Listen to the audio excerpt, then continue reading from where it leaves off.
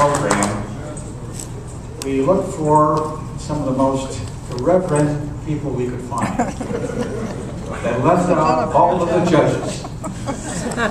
You know, I thought of several stories and perhaps jokes I could tell involving John or similar to John, but I wouldn't.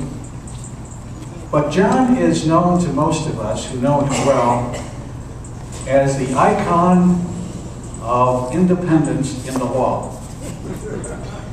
He's well respected by all of us. You know, I was trying to find him, so I went online, and I didn't need to go very far before I saw an actual client review of John's work.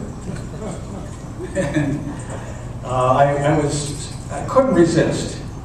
And so in lieu of any stories about John or any humorous anecdotes relating to John, I'll just simply quote his own client.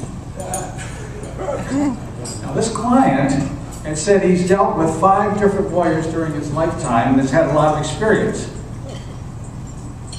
He said, John is very responsive.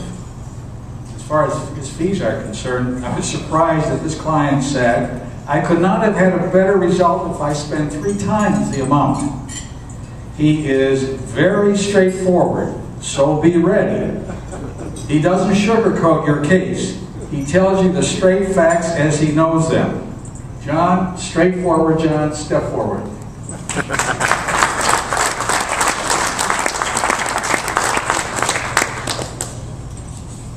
I don't need that. This is the first time that I've really seen what I'm supposed to talk about the first 20 years. Were they the golden years? It's divided into 2 segments. From 1960 to 1985, we're going to call the golden years. From 1985 to now, we'll call the bronze years, because in my opinion, we're regressing. And by that I mean this.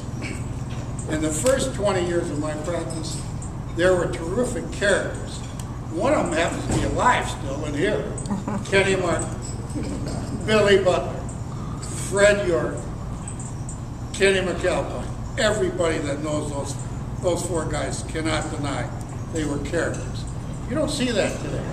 You just don't see the same type of characters. In judges, I will put Carroll, Daner, Gallagher, and Stair. Could outrank all the rest of the judges since 1985, put together. And let me tell you something. Not even sober, they had some pretty good results as opposed to what I see today. It's unbelievable. And women. I don't want any woman here to take this in the wrong way. But when I started, there were only 4 women in the bar. Mary McDevitt, who could forget Mary McDevitt? Justine Horst, Millie Valleche, and Florence Shaner. And none of those women were treated with disrespect. Today, we got 50% of the cars women. And I can name 3 of them, but I won't, that can outswear any truck driver you've ever seen. The F word and the MF word are like hot to them. I mediated a case once between 2 of them, and in the first 20 minutes, I must have heard those 2 words 200 times. You would never see that in the golden years. And what's the difference in the practice? Did you ever hear of an interrogatory or deposition in 1965? Hell no. It was a phone call and a handshake, and everything got done. Today, on a no-exit divorce case, you're going to get a 50-page interrogatory, depositions. And what did we accomplish? We accomplished nothing. That's the difference between the golden years and the years of today. But I do say this, there is one, like our 2 boys that did finally show up here, Abbott and Costello, also known as Beernet and Viviano. And you all know which one will be Costello out of that two. As usual, Mr. Viviano didn't pay, because his theory is he should be comped. He's a judge. He should always be comped. And I checked to see he didn't pay.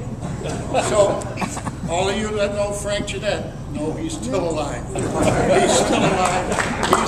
He's just back in a different form. A little fatter and a little shorter. But trust me, he's alive. The only difference is that Frank had 23 million when he died. Tony's only going to have about 22 million. I mean, that's the difference. Because if I've ever seen cheapskates in my day, it's him. In fact, I figured it out. In a 10-year stretch, I dropped 50 grand between donuts and lunches for this guy. At 5 grand a year. That's a pretty good tip for our judge. Now, I'm just a dog in the dog and pony show. The real show will be Mr. Stepping, who's due to come in.